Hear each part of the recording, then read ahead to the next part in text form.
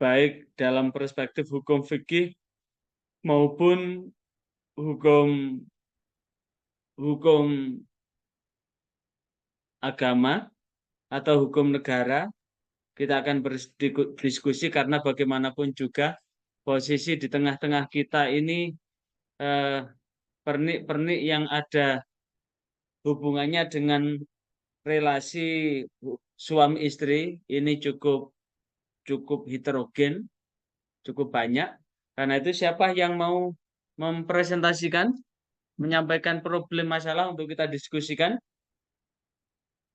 Siapa? Pak Rafiq?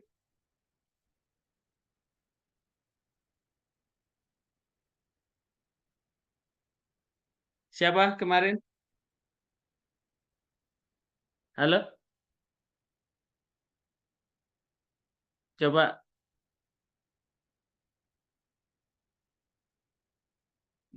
Gak, gak bisa masuk. Suara saya bisa masuk nggak? Bisa, Ustaz, jelas. Suaranya Pak Rafiq yang nggak bisa masuk ya? Oke. Silakan. Siapa kemarin yang ditunjuk? Anggap saja yang akan memberikan.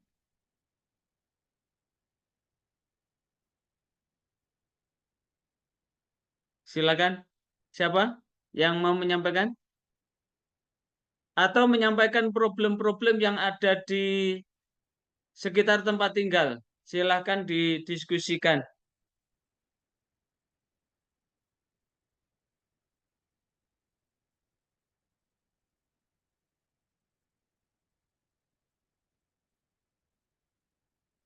Suaranya enggak seberapa kuat ya.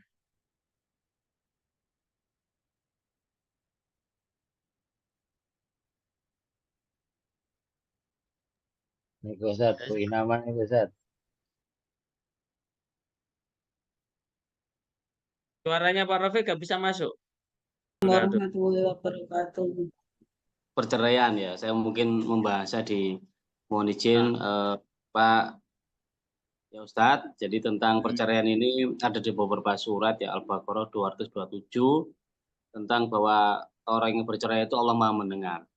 Nah, yang jadi satu apa namanya itu pertanyaan adalah tentang kinayah. Jadi bercerai tapi ini adalah masih dalam konteksnya ucapan, tapi bentuknya adalah bukan ketegasan, tapi mungkin ini kan kinayah, sindiran gitu kan ya. Contohnya ada kasus yang saya dengarkan, yang saya ya ini karena juga menerima masukan dari beberapa orang yang punya kasus, dia menyampaikan begini Ustaz.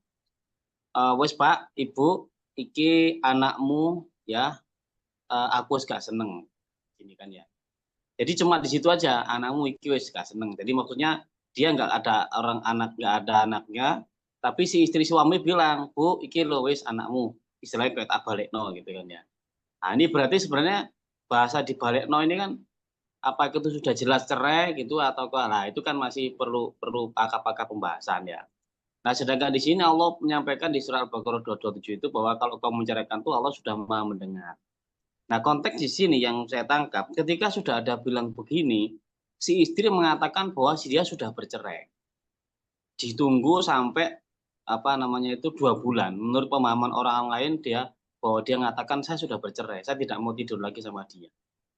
Nah, seperti itu. Nah, ini adalah konteks ucapan talak. Ini apakah zigot, apakah tegas? Nah, ini maksudnya apakah kinayah, apakah ini sudah tegas gitu. Nah, ini mungkin jadi pembahasan mungkin siapa tahu yang bisa memberikan pandangan karena saya masih mencoba memberikan pandangan begini. Ya perlu ketegasan dari dia bertemu kembali gitu ya supaya nanti ini jelas. Tapi si perempuan sudah nggak mau ketemu lagi, sudah nggak mau ini lagi. Intinya saya harus bercerai sama dia. Cuma kalau dia yang perempuan mengajukan cerai karena dia pegawai negeri, maka dia kesulitan. Maka harus laki-laki yang mengajukan cerai talak, bukan cerai gugat. Nah, di sini ternyata dalam pandangan yang di sana itu seperti itu. Jadi mungkin bisa saya dibantu, mungkin teman-teman, dengan adanya kasus ini. Oke, silakan siapa yang mau menanggapi? Nah, monggo Pak Silakan. Sadikin. Ya, Kang Asep. siapa yang mau menanggapi? Silakan.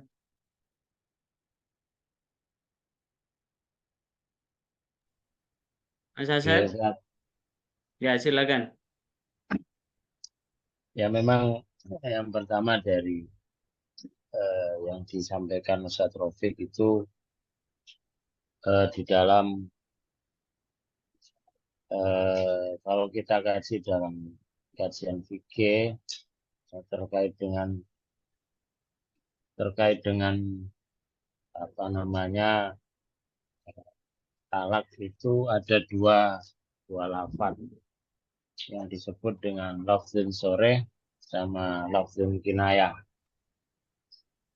Lafzun sore itu lafaz yang tegas, lafaz yang jelas bahwa itu adalah satu ungkapan yang ditujukan kepada seorang istri bahwa dirinya ditalak. Tapi dalam lafaz yang kinayah itu sifatnya adalah apa namanya sindiran-sindiran. Sindiran-sindiran itu di dalam hukum fikih dalam terutama dalam fikih Islam yang banyak diterangkan oleh dalam fikih sunnah atau fikihnya Wahbah Zuhaili, fikih Islam wadilatu itu sudah masuk kriteria tolak. Tetapi apa namanya sebagai bentuk dari kepastian itu maka di dalam undang-undang perkawinan kita itu bahwa itu baru dikatakan tolak jika melalui satu proses pengadilan. Nah, baik dalam apa namanya kompilasi hukum Islam pun juga mengakui adanya talak itu akan jatuh ketika ditetapkan oleh pengadilan. Sehingga antara dua konteks yang berbeda ini sebetulnya bisa kita ambil kesimpulan bahwa lafaz-lafaz yang kinayah yang semestinya itu adalah satu hal yang walaupun itu mempunyai maksud dengan adanya apa namanya sindiran, tetapi jika seorang suami itu tidak senang dengan istrinya maka itu sudah menjadi satu proses talak. Bisa jadi itu talak 1, 2 atau talak roji atau talak bain. Maka untuk menjadi suatu, kalau sudah mengatakan seperti itu berarti si laki-laki itu sudah tidak senang lagi dengan si perempuan itu. Makanya di dalam fikih Islam juga disebutkan bahwa kita tidak boleh bermain-main dengan ungkapan-ungkapan, tidak boleh bermain-main dengan ucapan-ucapan yang mana itu bisa menjadi satu hukum yang berkaitan dengan hukum tersebut. Nah, untuk itu ditegaskan di dalam KHI atau kompilasi hukum Islam bahwa untuk mencapai satu kepastian daripada hukum tentang hal itu maka haruslah diputuskan dengan suatu proses pengadilan. Sehingga cerai ini satu cerai yang disebut Abu Ghazul Halal ila tolak, sesuatu yang halal yang dibenci oleh Allah tolak, sehingga tolak ini mempunyai suatu implikasi cara yang di dalam konteks syariat Islam, dalam konteks apa namanya hukum di Indonesia ini juga mempunyai satu apa ya istilahnya itu mengarah ke sana itu satu proses yang dipersulit Jadi mengarah kepada hukum kepastian dari tolak itu adalah mencapai satu proses yang dipersulit. Makanya talak itu ada kriteria-kriteria. Tidak langsung seseorang ketika mengucapkan ini, tetapi menjadi satu saat itu juga, tapi ada satu dimensi-dimensi di mana itu mempersulit untuk menuju satu proses tolak itu sendiri, karena tolak itu juga mempunyai implikasi hukum yang berkelanjutan setelahnya. Sehingga halal tetapi Allah tidak suka. Ya. Halal tapi Allah tidak suka. Saya kira mungkin itu pandangan saya sederhana tentang dari mensikapi Pak Rofik tadi. Matur nuwun. Lainnya, silakan. Silakan yang lain untuk menanggapi. Saya boleh menyanggah Ustadz ya. Saya belum mendapatkan clue-nya sih. Sebenarnya ketegasan hukum ini diperlukan oleh masyarakat. Di sini yang Allah sampaikan wa azamu tolaka fa innallaha samiu alim. Kalau dari ayat ini sebenarnya Allah tuh sudah maha mendengar. Jadi kalau seseorang sudah jelas ya, terus kemudian seperti itu, kenapa di KHI atau bahkan di undang-undang perkawinan ini selalu memberikan celah untuk adanya kegambangan hukum. Nah, di sini yang menjadi problem di masyarakat, sehingga ketika kita memberikan pandangan sebagai seorang praktisi hukum Islam ya, keluarga Islam, ini akhirnya menjadi gamang. Ya sudah kalau gitu, kalau kita sebagai perpatokan nih, kalau saya berpatokan Al-Qur'an sebagai sumber dasar, sumber atau bahan hukum Islam, maka ini otomatis sudah jelas. Tapi ketika masuk ke dalam ranah undang-undang dan pengadilan, maka munculnya adalah tadi dikatakan dipersulit. Nah, ini jadi menjadi satu problem, apakah ini juga apa dikatakan gap gitu ya, ataukah sebenarnya memang kan sekarang bicara nilai contohnya, orang yang sudah tolak itu Pak Sofikin itu sudah zina kalau seandainya dia melakukan hubungan ya, kalau dalam konteks hukum yang jelas. Tapi ketika masuk ke undang-undang perkawinan, masuk ke dalam pengadilan, masih ada nah perjalanan panjang ini kan berarti masih menuju ke sana kan masih belum tolak, berarti kan masih melakukan hubungan. Nah, nilai dosa yang ada di sini itu yang kadang-kadang jadi pertanyaan orang itu bingung. Sehingga ustaz-ustaz itu menyampaikan sudah kamu talak gitu kan ya. Nah, di sini yang mungkin jadi satu yang saya maksud di sini bukan persoalan bahwa ini hukumnya sudah enggak, tapi bagaimana gap ini kemudian kita atasi gitu sebenarnya. Lebih kepada itu sih. Oke, lanjut yang lain. Lanjut, silakan yang lain.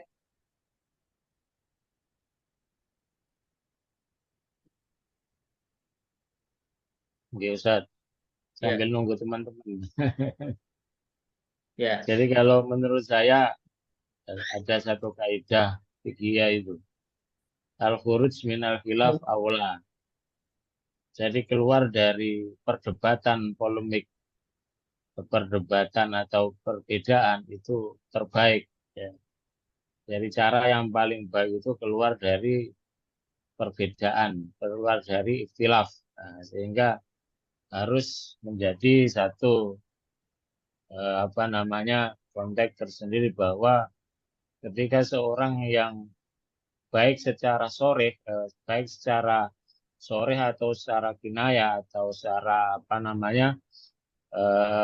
sindiran itu dia melaksanakan atau mengucapkan satu ungkapan talak, maka sebetulnya ya secara hukum Islam itu sudah masuk kriteria cerai, masuk kriteria talak, sehingga orang mengatakan aku wes gak seneng bare awakmu itu secara hati itu sudah tidak suka. Sebetulnya ia sudah tidak suka, ya. Ia sudah ingin meninggalkan dia, tapi talaknya kan masih ketika satu ya, maka disebut sebagai talak roj'i, bisa kembali lagi. Itu sudah masuk kriteria, sehingga bagi para praktisi ya, baik praktisi hukum Islam maupun praktisi tentang perkawinan, ketika seorang itu apa namanya sudah mengatakan lafadznya sudah kinaya maupun soreh walaupun itu roj'i, maka ya keluar dari khilafnya itu ya setidaknya ia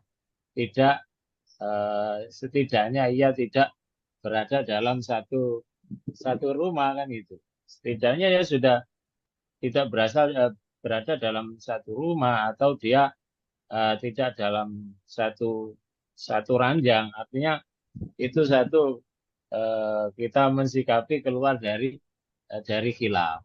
Sehingga dihubungkan dengan hukum di perkawinan di Indonesia, maka ya sambil menunggu itu sambil jalan, artinya sama sekali harus dijaga betul jangan sampai terjadi hubungan yang apa namanya lebih dari apa yang disyariatkan, kecuali ia kembali dalam waktu atau dalam roj'i kembali apa namanya kembali pada pernikahan sesungguhnya, sehingga memang diperlukan satu kesadaran di dalam bersyariat di masyarakat kita ini, karena ya terkait dengan hal-hal tentang perceraian dan lain sebagainya ini para ustadz-ustadz itu jarang sekali menyinggung bab-bab yang sifatnya sensitif di masyarakat.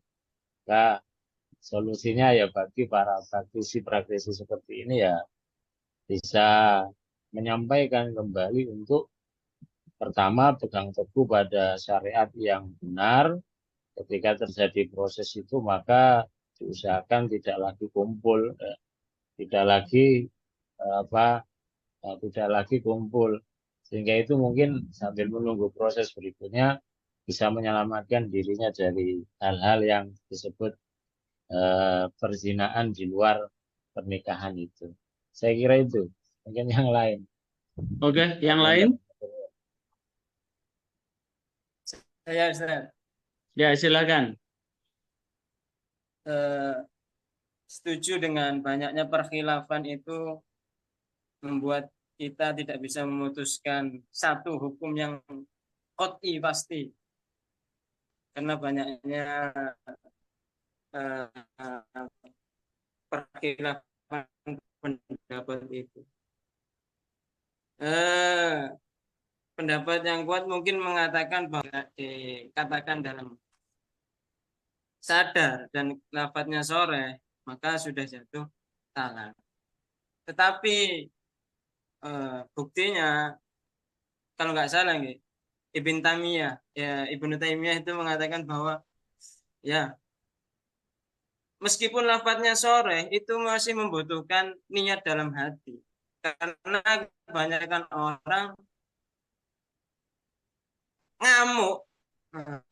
Ketika ngamuk itu dia keluar dari kontrol dirinya, sehingga meskipun lafadznya tak cerai lafadz itu masih ada celah bahwa meskipun talak itu dengan lafadz sore bisa memungkinkan bahwa talak itu tidak jatuh karena dia asli ini gak kepingin megat, cuma mangkel, saking mangkelnya sampai mutu cerai seperti itu.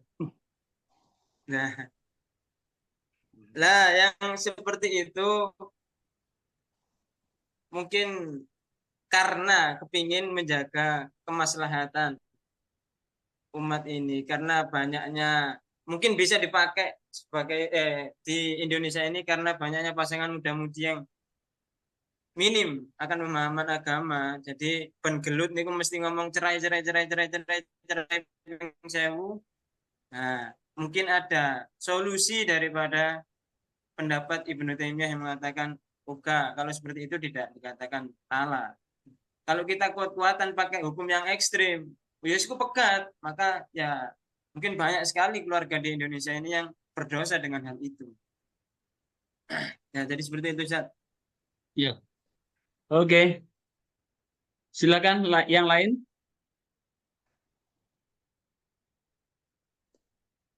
Silakan yang lain untuk menanggapi.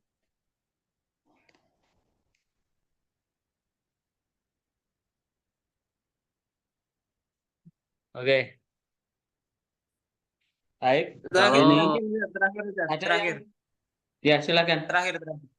Ya. Tadi sepertinya pertanyaan Pak Rafiq itu istrinya kepingin cerai tapi nggak mau kalau dia gugat, kepinginnya dari lafadz suaminya mengatakan tolak.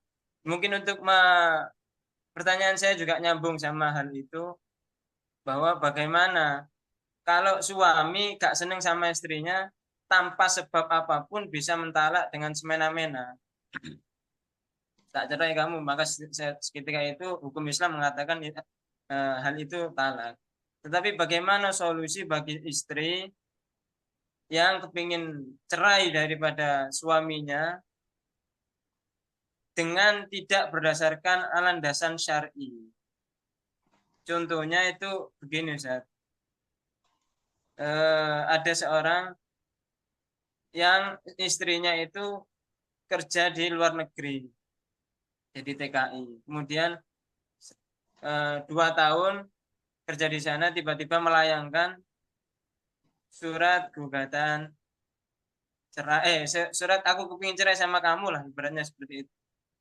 Nah, itu tanpa adanya landasan syar'i, padahal suaminya juga menafkahi atau gak bejat-bejat amat lah, seperti itu. Nah, itu bagaimana solusi bagi perempuan itu? Aku kepingin metu teko tengkraman laki-laki ini, tapi saya nggak punya dalil syar'i bahwa saya bisa menggugat cerai dia di rumah. Ya, seperti itu mungkin, Ustaz. Nyambung sama pertanyaan Pak Rafiq tadi. Oke. Nah kan, yang lain tanggapi. Ada 2 masalah tadi. Ada 2 masalah. Silakan. Yang lain menanggapi terkait dengan 2 hal tadi.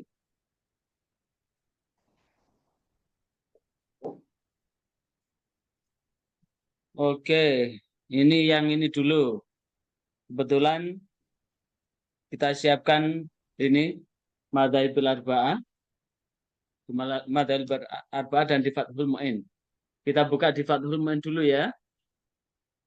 Oke, ya Ustaz. Di Fathul Mu'in disebutkan bahwa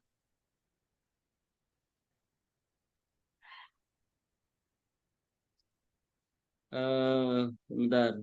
Di kitab Fathul Mu'in. Nah, sebelum saya lanjutkan di Fathul Mu'in ini, maka tentu di Madzahibil Arba'ah, talak itu ada beberapa syarat. Syaratnya talak, arkanut tolak, ya, rukunnya tolak itu ada 4. Yang pertama adalah adanya suami yang menjatuhkan talak. Yang kedua, adanya istri yang dijatuhi talak. Yang ketiga adalah silgat talak. Dan yang keempat adalah al-qasdu, kesengajaan. Sekali lagi, rukun tolak itu ada 4. Yang pertama adalah zauj, suami yang menjatuhkan talak. Yang kedua adalah zaujah yang dikenai talak, yukau tolak. Yang pertama adalah zauj yakau tolak, yang menjatuhkan talak. Kemudian yang kedua adalah zaujah yang yukau tolak, yang dijauh tolak. Yang ketiga adalah sirgatu tolak, kalimat talak, waya al-lafdhu dal ala halin uqdatin nikah syarihan au kinayah, adalah ucapan tolak yang di situ merupakan lafadz yang merupakan penjatuhan atau pemutusan nikah, baik itu syarihan secara jelas au kinayah atau secara samar. Maka tentu kalau kita kembali, dan yang keempat adalah al-qasdu, kesengajaan. Maka tentu jikalau kemudian dia mengatakan secara kinayah, wes nang kene dhisik Dik ya, aku tak lunga dhisik. Dan itu tidak ada kesengajaan, tidak ada niat untuk mentalak, itu sebetulnya belum jatuh talak.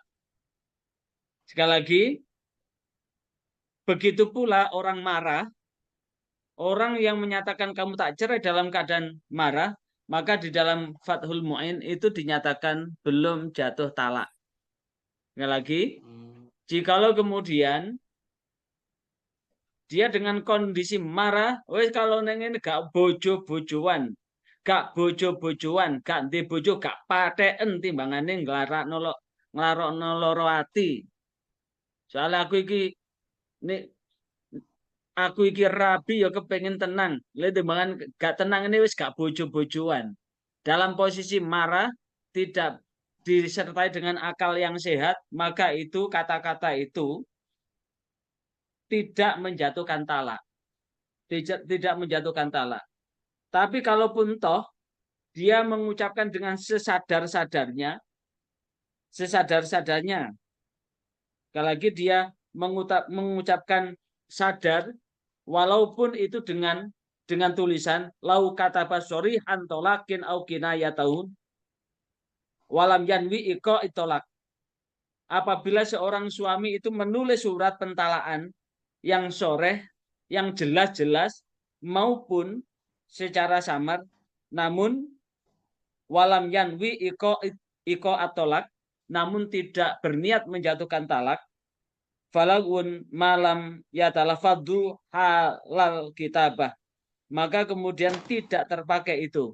Artinya talak itu tidak jatuh selama tidak mengucapkannya, melafadzkan surat pentalakan itu sewaktu menulis dan sesudahnya. Jadi waktu nulis begitu, kemudian tidak diucapkan, baik itu setelah waktu menulis maupun sesudah menulis tidak diucapkan, maka itu tidak masuk dalam kategori talak. Namun terkait dengan ucapan-ucapan yang itu terkandung maksud yang jelas, misalkan namanya Fatimah, istrinya itu namanya Fatimah, tapi kemudian dia mengatakan kamu Zainab, kamu tak talak, dengan sadar kamu tak talak, tapi sudah menunjukkan isyarah, menunjukkan, maka itu sudah masuk dalam kategori jatuh talaknya. Sekali lagi itu sudah jatuh talaknya. Dan berkaitan dengan itu, maka ini sesungguhnya banyak hal yang terjadi di kehidupan kita. Sekali lagi, banyak hal yang kejadian, apakah karena emosi, apakah karena marah, dan kemudian istri itu bolak-balik, wes pegaten mas, aku iki pegaten, aku pegaten mas, yo tak pegat. Kata yo tak pegat, kata yo tak pegat, dan dia sadar saat mengucapkan itu tidak dalam kondisi hilang akal, maka itu jatuh talak. Atau dia mengatakan saya menerima apa yang diminta oleh istri saya. Kalau istri saya minta dicerai, tak terima. Ngomong tak terima, itu jatuh. Mas, aku pegaten mas, ya wis tak tompo. Maka kata tak tompo itu sudah jatuh talak. Makanya ini menjadi bekal yang penting saat ada pembekalan calon pengantin, bahwa kata-kata yang diucapkan suami itu sangat berpengaruh besar atas keberlanjutan dari keberlanjutan dari hidup rumah tangganya. Itu jawaban dari saya. Kemudian ini silakan didiskusikan. Kemarin ada masalah begini. Ada seorang perempuan, dia sering bertengkar dengan suaminya, dan suaminya berkali-kali mengatakan kamu tak cerai, kamu tak cerai, kamu tak cerai. Dan kemudian setelah itu dia konsultasi kepada seorang kiai atau ustadz, maka ustadz itu menyatakan bahwa kamu sudah talak bain kubro. Sehingga kamu sudah tidak bisa balik lagi ke suamimu. Kecuali ada laki-laki yang menikahimu. Silahkan, bagaimana pendapat saudara terkait dengan statement ini?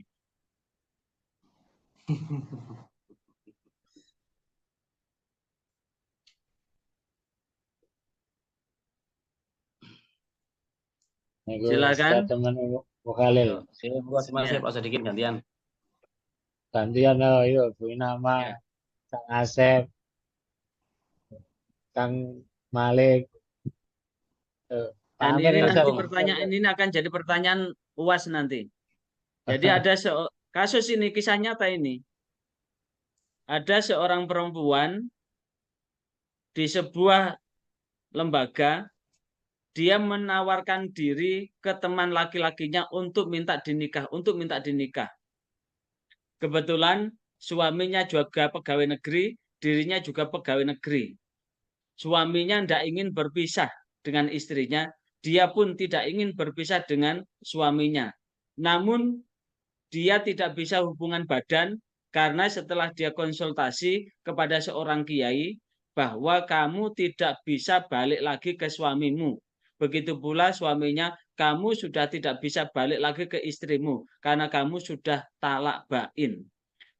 Bain kubro, kecuali ada seorang laki-laki yang menikahimu atau menikahi istrimu, setelah itu laki-laki itu menceraikan istrimu atau menceraikanmu, maka kamu bisa hubungan badan lagi dengan suamimu untuk rujuk kembali. Bagaimana pendapat saudara, tanggapan saudara? Silahkan dijawab.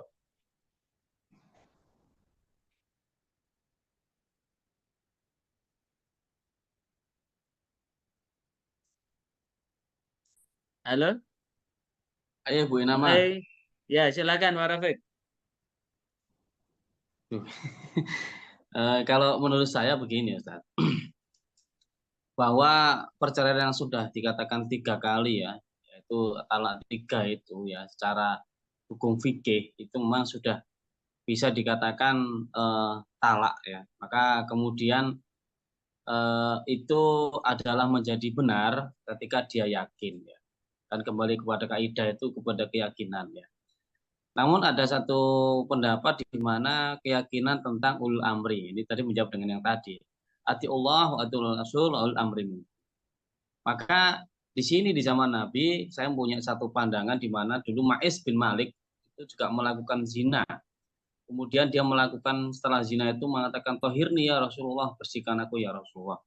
Tapi Rasul Muhammad itu mengabaikan dulu 1 kali, 2 kali. Sampai ditanya apakah orang ini gila, apakah orang ini mabuk kedua kali, apakah orang ini sadar. Sampai 7 kali baru kemudian Rasul Muhammad, oh berarti benar dia telah mengajukan, dia telah jauhkah.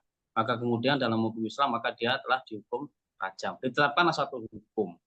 Nah, itulah menurut saya salah satu yang tidak ada di Indonesia. Sebagaimana surat Al-An'am ayat An-Nisa ayat 64 itu adalah seperti itu. Ulaikal ladzina wa ma arsalna mir rasulillah li ta'ibidnillah falau anau bi idlamu nafsu jauka fastaghfirullah fastaghfirullah rasul. Nah, di sini yang tidak ada persoalannya. Karena enggak, orang bersalah itu tidak jarang orang mengaku gitu kan ya. Memang akidahnya sudah sangat jauh dengan pada zaman Nabi Muhammad.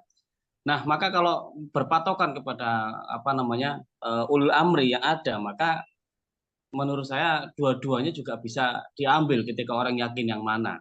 Kalau yakinnya ulul amri ya berarti dia mengambil jalan menunggu keputusan daripada itu tadi. Tapi kalau dia sudah benar-benar yakin dengan sikap tadi menjauhi perdebatan sebagai Pak Sodikin tadi, itu maka dia menjaga saja sampai menentukan keputusan daripada pengadilan. Itu sementara jawaban saya. Mungkin kurang ya, mohon dibantu.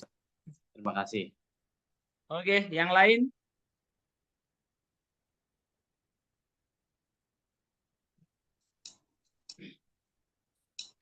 Yang lain? Silakan. Saudara Inama? Mbak Inama? Praktisi. Mbak Iti?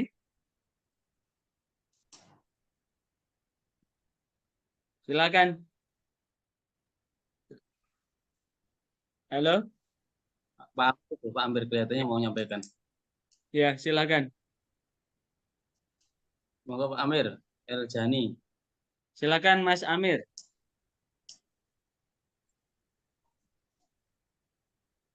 Dibuka dulu mic-nya. Mic-nya dibuka dulu. Masih di mute itu. Masih di mute. Dibuka dulu. Mic-nya dibuka dulu. nunggu yang lain. Jadi Mas Yakin. eh, Silakan Mas Yakin. Atau Mas Samsul. Ain liyakin. Silakan Mas Asep. Mas saya masih menerima curhatan ya. Susah jawabnya ya karena belum nikah Mas ya. Sodikin, iya, Iya.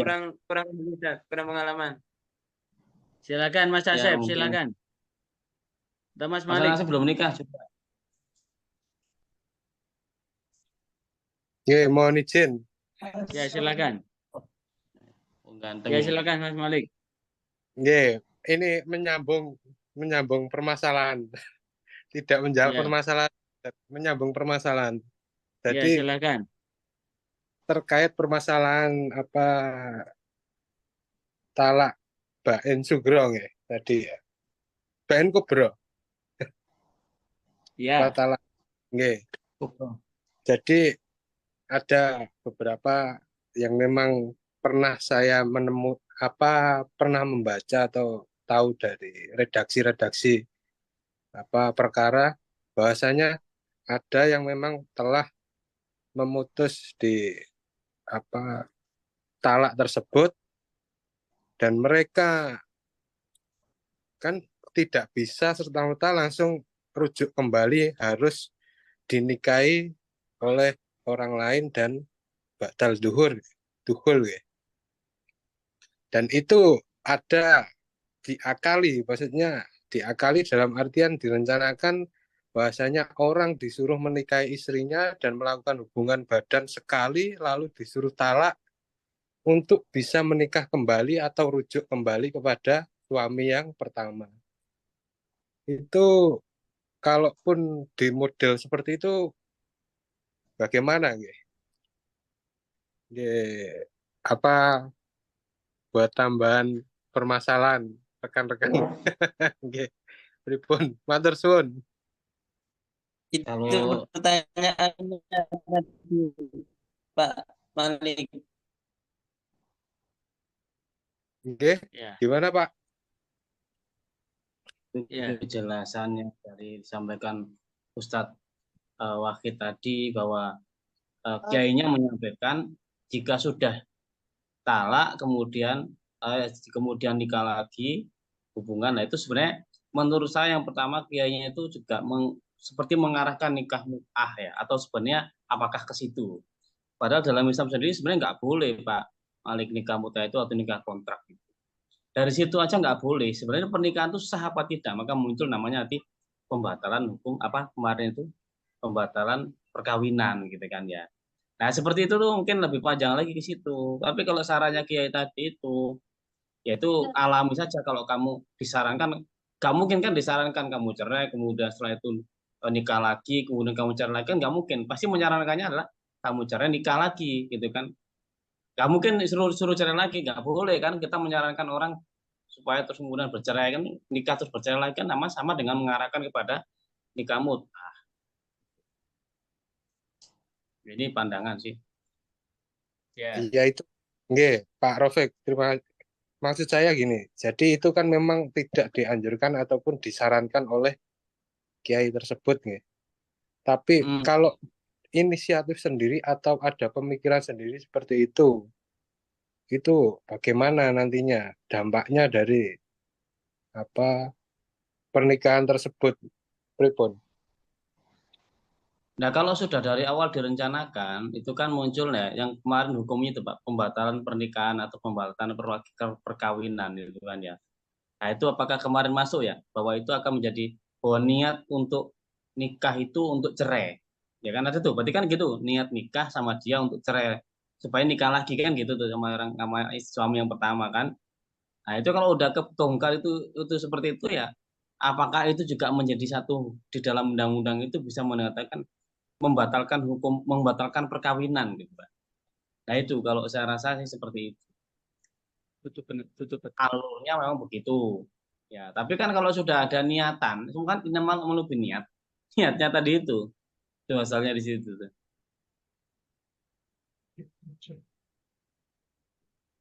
Mungkin tambahan diskusi Pak Sodikin monggo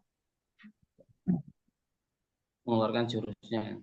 Ya, Oke. yang lain silakan. Nah, ini semakin malam ini semakin ramai, Ustaz.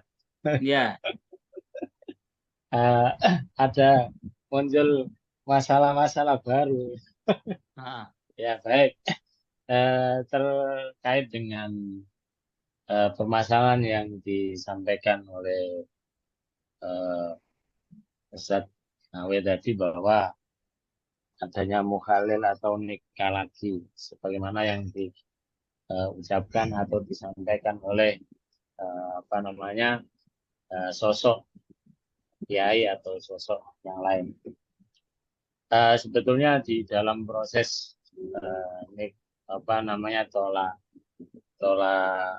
bain kubro itu sebetulnya sudah selesai masa perjanjian atau masa pernikahannya. Makanya sebetulnya itu secara logika kita berpikir bahwa itu sudah putus itu perkawinannya. Putus perkawinannya, kemudian dia jika ingin rujuk makanya harus ada nikah baru, ini harus ada mahar baru dan lain sebagainya, ada akad baru. Nah, itu sebetulnya menandakan bahwa syariat ini supaya berhati-hati, mengajarkan kita supaya berhati-hati. Sehingga jangan sampai terjadi keadaan seperti itu yang kemudian kalau ia nikah lagi belum tentu si wanita ini ingin kembali lagi. Belum tentu si wanita ini kembali lagi. Kalau si mukhalil itu hanya sebagai mukhalil maka nikahnya ya hanya nikah kontrak saja dan itu dilarang dalam syariat kita. Itu sudah dihapus hukum daripada nikah kontrak atau nikah mut'ah itu. Sehingga adanya mukhalil itu hanya sebagai satu apa namanya definisi bahwa nikahmu sudah selesai, permasalahanmu dengan si dia itu sudah selesai. Maka kepengen nikah lagi, nikah dengan si apa namanya suami yang baru, kemudian suami yang baru ini juga nggak boleh ada satu ikatan nanti sekian cerai lagi sampai menunggu masa idah lagi kemudian saya balik lagi kecuali di dalam kehidupan rumah tangga itu benar-benar terjadi satu keadaan yang dengan keadaan yang alamiah yang tidak ada satu kesepakatan sama sekali untuk menyelesaikan pernikahan dengan pernikahan yang kedua itu sehingga dia tidak ada lagi alasan untuk balik ke suami atau ke istri ke suami yang pertama. Nah, sehingga di sini letak daripada kekuatan daripada syariat Islam artinya secara logika kita sebagai orang yang bersyariat maka itu menunjukkan bahwa nikah itu yang kau lakukan dengan si suami yang pertama itu sebenarnya sudah selesai.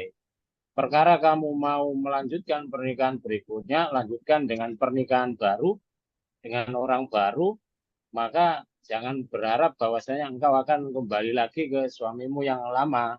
Artinya jalani dulu kehidupan itu sampai ada keadaan yang misalnya tanpa disetting atau tanpa didesain yang menyebabkan terjadinya kehidupan yang terjadi putus kembali mungkin sehingga ada jalan ke sana. Tetapi syariat Islam memberikan satu anjuran bahkan adanya engkau diminta untuk nikah lagi itu memang syariat nikah ini adalah syariat yang disunahkan kepada umat Nabi Muhammad walaupun seorang yang sudah ditalak dia punya kesempatan untuk nikah lagi tetapi secara eksplisit daripada pemahaman syariat bahwasanya jika sudah terjadi talak kubur, selesai permasalahan nikahmu dengan si laki-laki ini. Kalau kamu boleh nikah lagi, maka kamu harus benar-benar nikah dengan orang lain. Tetapi ketika dalam keadaan itu kamu ingin kembali lagi dan kondisi keluargamu dengan suami yang kedua ini tidak baik-baik amat atau terjadi satu proses perceraian lagi, ya kamu boleh lagi balik. Artinya di dalam proses adanya mukhalil ini tidak boleh ada settingan, tidak boleh ada tidak boleh yang menyebabkan nanti sekian, tidak ada kontrak di antara itu, sehingga perempuan yang mau nikah lagi belum tentu loh ya kembali bisa ya ingin kembali kepada si suami yang pertama. Artinya apa? Artinya bahwa memang seperti itu, tetapi secara fitrah manusia yang dalam konteks pernikahan itu mungkin belum nggak boleh ada settingan, karena kalau ada settingan tentang mukhalil itu maka sudah nikahnya itu sudah nikah yang tidak dibenarkan di dalam syariat agama kita. Ngaten, Ustaz. Ngapunten. Yang lain? Sebelum saya lanjut, yang lain silakan. Ya Ustadz, Ya, silakan. menyambung tadi ya, yang menyambung Pak Sodikin tadi, misalnya gini Ustadz, habis rujuk lagi kan Ustadz, terus pisah lagi terus rujuk lagi, apakah itu diperbolehkan Ustadz? Ya. Oke. Ini memang fakta yang terjadi di tengah-tengah masyarakat itu memang banyak varian-varian. Pilihannya hubungan badan itu halal atau haram begitu. Sekali lagi, tiap orang itu ada hasrat naluriah yaitu hubungan badan. Tinggal hubungan badan itu halal atau haram. Walaupun posisinya dia sudah menikah dan kemudian dia tidak bisa menjaga lisannya, maka tidak tertutup kemungkinan hubungan badannya juga hubungan badan yang diharamkan. Maka kalau kemudian kembali ke ini, coba kita buka satu persatu. Dari sini ya, apa itu talak? Talak adalah perpisahan antara suami dan istri yang dilakukan dengan mengucapkan kata-kata tertentu. Kata-kata tertentu itu apakah secara syar'i jelas atau secara kinayah. Kemudian di mazhab Maliki, talak bain itu terjadi dalam 4 hal. 1, talak pada istri yang belum disetubuhi, talak hulu, talak 3, dan talak mubaro'ah. Sedangkan talak roj'i adalah talak yang terjadi selain dari keempat kondisi itu. Jadi ada talak yang bisa balik lagi, ada talak yang tidak bisa balik lagi. Talak yang tidak bisa balik lagi menurut mazhab Maliki itu ada 4, yaitu menceraikan istri yang belum disetubuhi. Jadi kalau ada seorang laki-laki belum dikumpuli dan kemudian kamu tak cerai, maka talak itu tidak bisa dirujuk. Atau talak hulu itu berarti pihak perempuan yang mengajukan cerai. Yang ketiga talak 3, kemudian talak mubaro'ah, talak untuk membebaskan. Sementara itu untuk Hanafi, talak suami karena dipaksa tetap sah, karena orang yang dipaksa memiliki 2 pilihan buruk, yaitu menceraikan istrinya atau pilihan buruk lainnya. Jadi kalau ada seorang suami dipaksa untuk menceraikan istrinya dan kemudian dia menceraikan, maka dia tetap sah cerai itu. Syafi'iyah, talak bain adalah talak yang tidak boleh rujuk lagi setelah dijatuhkan suami ingin merujuk atau menikah lagi dengan bekas istrinya harus memenuhi syarat, salah satunya harus ada muhalil atau orang lain yang menikahi. Lah, kata muhalil inilah sebetulnya dilematik. Di satu sisi ingin mengokohkan rumah tangganya, sekali lagi, di satu sisi ingin mengokohkan keluarganya, apalagi kalau sudah punya anak dan dia ingin menyelamatkan banyak hal, maka tentu pilihan cari muhalil. Cari muhalil itu memang nikah tahlil itu haram. Sekali lagi, nikah tahlil itu diharamkan. Tapi sama-sama diharamkan karena dia hubungan badan sementara dia secara hukum syarak dia sudah tidak suami istri, maka lebih haram lagi. Nah, nikah itu kan yang penting syarat dan rukun nikah bisa terpenuhi. Sekali lagi, syarat dan rukun nikah itu bisa terpenuhi. Maka kemudian selama tahlil itu tidak diniatkan, tetap ketika menikah itu tetap berniat untuk menikahi selamanya, walaupun kemudian setelah menikah berubah pikiran itu urusan yang lain. Jadi sebetulnya di muhalil atau tahlil itu bisa ditata sedemikian rupa dengan satu catatan bahwa ketika laki-laki pihak orang ketiga itu menikahi itu kemudian tidak ada niatan untuk menjadi muhalil, maka tentu tidak dikenakan dosa itu. Tapi kalau kemudian itu sudah ada kontrak, ya tidak ada bedanya dengan kawin kontrak gitu. Kemudian secara umum, talak yang dijatuhkan kepada istri saat menstruasi atau mengandung adalah haram. Tapi talaknya tetap jatuh.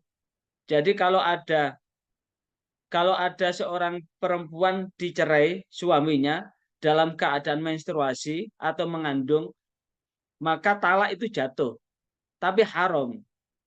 Sama persis tadi, ada seorang laki-laki menikahi seorang perempuan dan di situ dinyatakan sebagai muhalil, itu sah nikahnya selama syarat dan rukun nikahnya terpenuhi.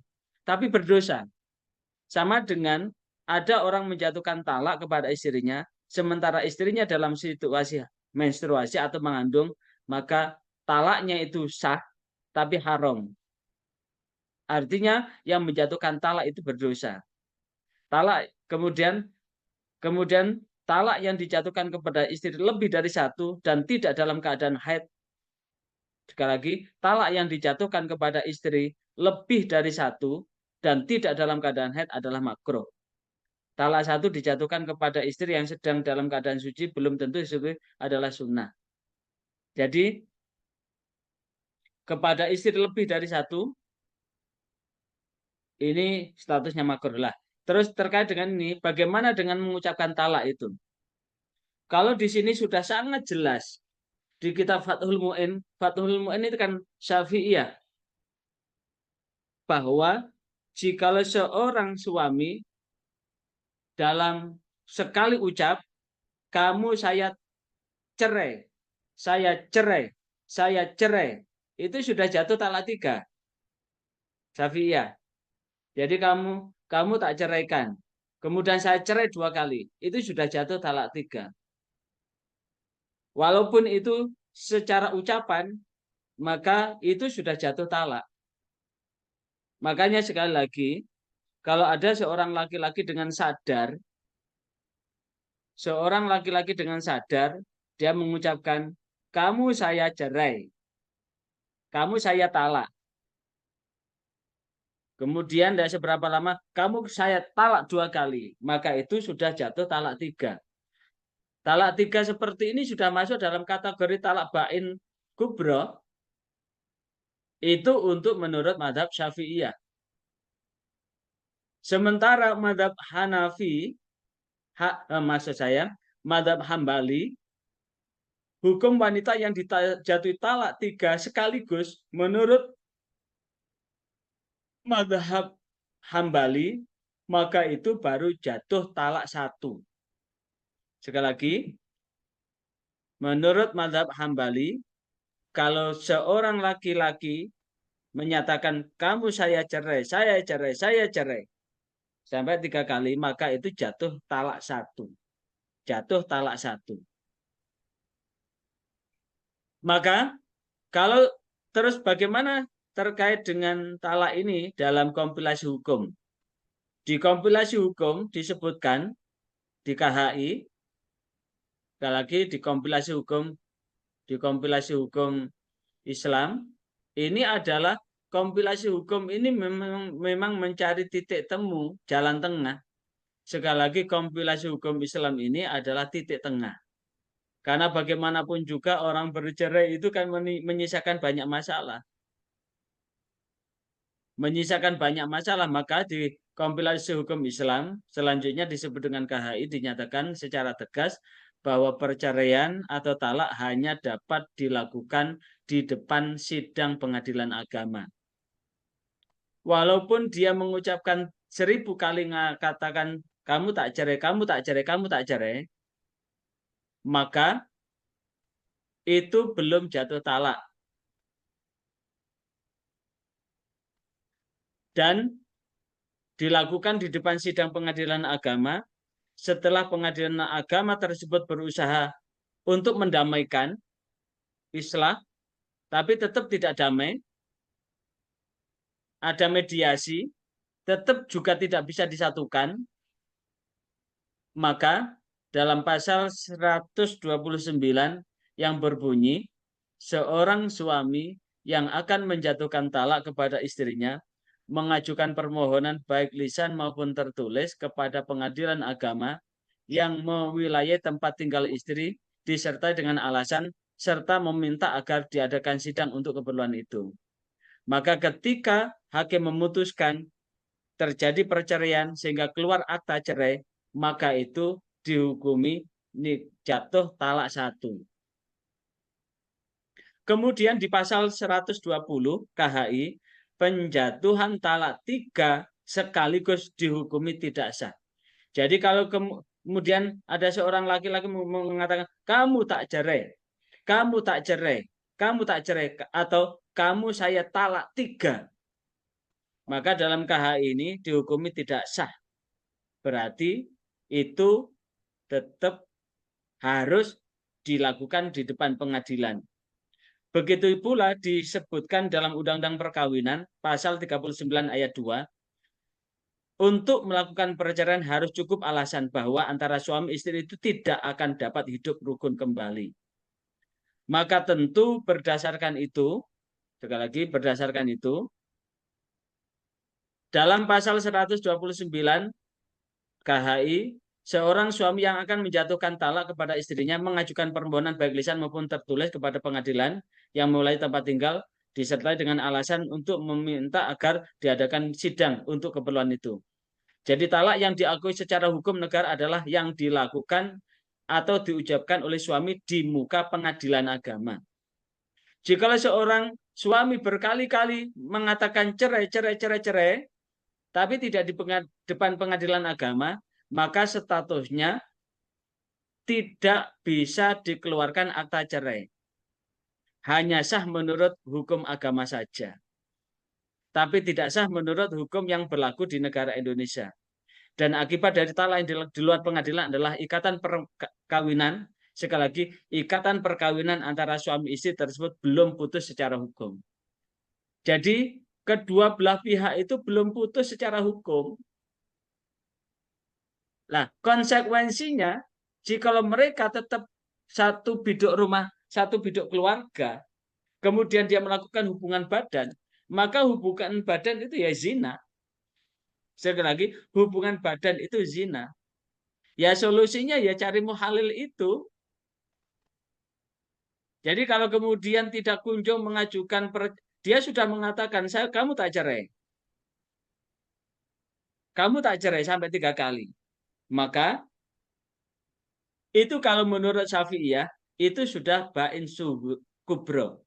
Tapi kalau kemudian dia mengatakan, kamu tak cerai sampai 1000 kali, Tapi ketika kamu mengatakan kamu tak cerai, tapi tidak pernah menyatakan rujuk, maka ini dalam mazhab Hambali, kamu tak cerai, kamu tak cerai, kamu tak cerai. Ini kan jatuh talak satu kan? Jatuh talak satu. Setelah jatuh talak satu, sampai bertahun-tahun dia tidak mengatakan rujuk. Sekali lagi, bertahun-tahun dia tidak menyatakan rujuk. Kemudian mengatakan kamu tak cerai. Kamu tak cerai, kamu tak cerai. Diem. Bertahun-tahun tidak pernah menyatakan rujuk. Sampai berkali-kali begitu. Misalkan dia menjalani rumah tangga 10 tahun. Setiap tahun selalu ada kejadian seperti itu 2 atau 3 kali dalam tiap tahun. Kalau kemudian dalam 10 tahun terjadi berapa? 20 atau 30 kali dalam peristiwa itu. Tapi dia tidak menyatakan rujuk, maka itu tetap status hukumnya talaknya 1. Kenapa? Karena dia tidak pernah menikahi lagi setelah menceraikan istrinya. Berarti apa yang dilakukan itu, sekali lagi, apa yang dilakukan itu ya zina. Sekali lagi, apa yang dilakukan itu zina. Kecuali dia, kamu tak cerai jatuh. Sampai iddahnya selesai, dia kemudian menikah lagi, rujuk. Kamu tak cerai, kemudian dia rujuk lagi. Kamu tak cerai, kemudian rujuk lagi. Maka menurut mazhab Hambali, itu sudah secara hukum syarak sudah talak bain kubro. Sehingga walaupun pengadilan ini belum memutuskan, maka tetap dia harus menikah dengan orang lain.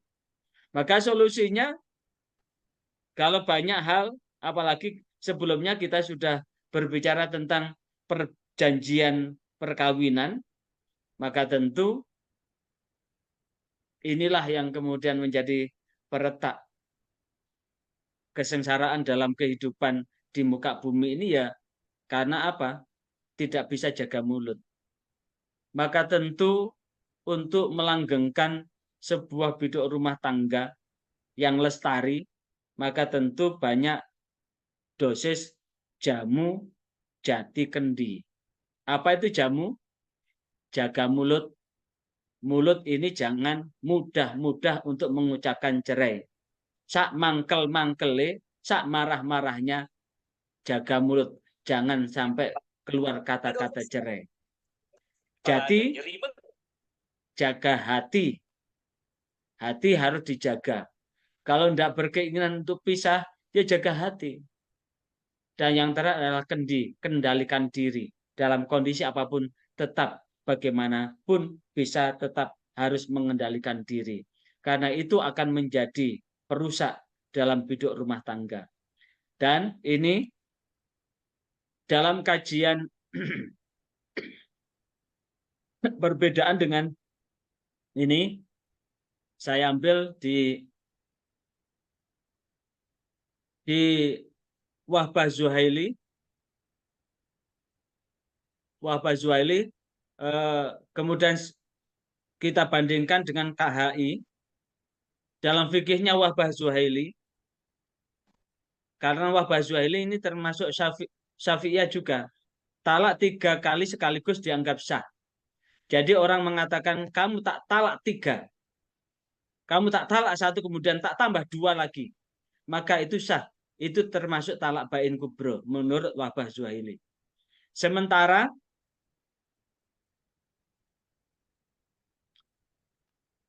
perspektif KHI, di KHI menyatakan talak 3 sekaligus juga dianggap sah. Perspektif KHI. Kemudian talak 3 kali sekaligus dijatuhkan 3 kali itu sudah kubro. Tapi di KHI menjatuhkan talak 3 kali sekaligus jatuhnya adalah 1 talak. Jadi kamu tak talak sah. Ngomong tak talak 3 kali sah. Tapi menurut KHI itu jatuh 1 talak. Kemudian talak ada yang membutuhkan keputusan pengadilan dan ada yang tidak membutuhkan keputusan pengadilan. Tapi menurut KHI talak harus melalui keputusan pengadilan. Kemudian menurut Wahbah, talak di luar pengadilan dianggap sah. Namun menurut KHI, talak di luar pengadilan tidak sah. Harus diucapkan di depan hakim. Sehingga tidak bisa kemudian dikeluarkan. Selama tidak bisa dikeluarkan dikeluarkan akta cerai, maka status perkawinannya masih sah menurut hukum positif, hukum negara. Ini. Ada lagi yang perlu didiskusikan sebelum kita tutup, karena beberapa menit lagi akan terkumandangkan azan sholat maghrib untuk kita sudahi perkuliahan kita. Berarti ada nikah siri, talak siri berarti ya Ustaz ya. Kalau saya lihat di sini. Berarti ada nikah siri, juga ada talak siri ini. Iya. Itu masuk talak siri itu. Ya. Kalau yang ini. Pertemuan yang akan datang Sabtu depan kita akan membahas problematika pernikahan yang dicatat dan tidak dicatat. Siapa yang siap untuk membawa makalah? Yang siap membawa makalah, nanti berapapun nilainya dari ujian tengah semester, tak kasih nilai minimal amin. Minimal amin. Siapa yang siap untuk presentasi Sabtu depan? Problematika nikah tercatat dan tidak tercatat. Siapa yang mau? Kang Amir, Ustaz. Kang Amir Eljani. Ya, siap, Saudara Amir.